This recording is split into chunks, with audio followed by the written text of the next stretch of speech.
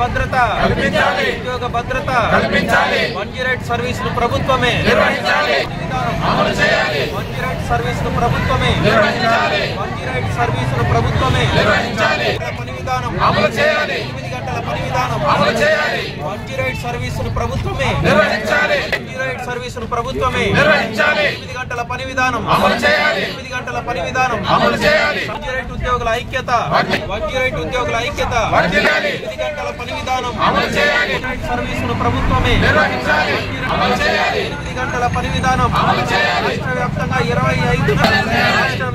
25న సమ్మె రాష్ట్ర వ్యాప్తంగా 25న సమ్మె ఉద్యోగ భద్రత. గత 30 రోజులుగా నల్ల రిబ్బను ధరిస్తూ శాంతియుతంగా నిరసనలు చేస్తూ రాష్ట్ర ప్రభుత్వానికి కానీ ఐఏఎస్ అధికారులకు కానీ రాజకీయ నాయకులకు కానీ మెయిల్ ద్వారా కానీ డైరెక్ట్గా వెళ్ళి కూడా మెమరాండం ఇవ్వడం జరిగింది. 108 సిబ్బందుల సమస్యలు అతలాకుతలంగా మారింది. ఇది ప్రజల దృష్టికి ఇంకా వెళ్ళలేదు. యాజమాన్యం దోపిడీ చేసుకుంటా ఉంది ప్రజల ప్రభుత్వం డబ్బులతో. యాక్చువల్లీ ప్రతి ఒక్క అమౌంట్ పన్నుల పరంగా వచ్చే డబ్బులతోనే ఈ సర్వీసు నడుస్తుంది. కానీ లక్షలాది కోట్లను నిర్వీర్యం చేస్తున్నారు. ఈ 108 సర్వీసును కాంట్రాక్ట్ పరంగా ఇవ్వడం వల్ల చాలా నిధులు దుర్వినియోగం అవుతోంది. అంత దొంగ లెక్కల ద్వారానే వెళ్ళిపోతుంది మొత్తము.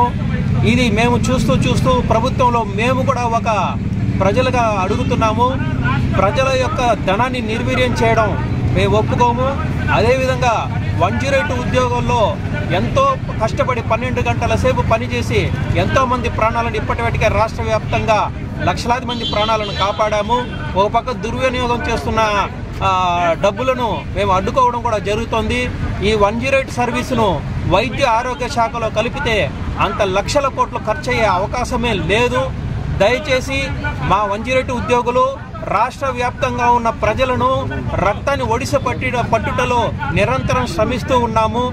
మాకు ఎటువంటి ఆఫ్లు లీవులు లేకుండా సిబ్బంది కొరత ఉన్నా కూడా అంబులెన్స్ను ఆపకుండా ప్రభుత్వానికి ఫేవర్ చేస్తూ ఎంతో నడుస్తున్నాము. చివరికి మా యొక్క అనారోగ్య పరిస్థితిని మీరు గమనించలేదనుకుంటాను.